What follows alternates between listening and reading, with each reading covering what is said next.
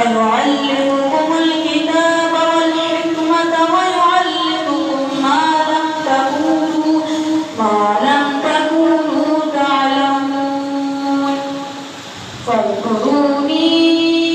أذكركم واشكروا لي ولا تكفرون يا أيها الذين آمنوا استعينوا بالصبر والصلاة إن الله مع الصابرين ولا تقولوا لمن يقتل في سبيل الله أموات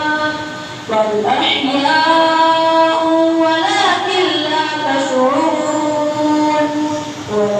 ولنبلونكم بشيء من الخوف والجوع ونقص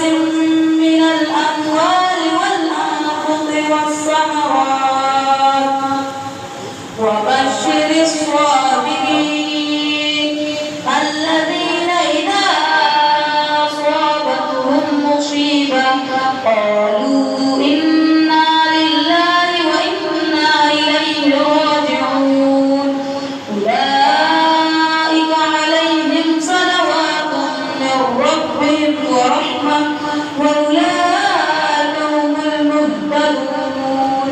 إن الصفا والمروة من شعائر الله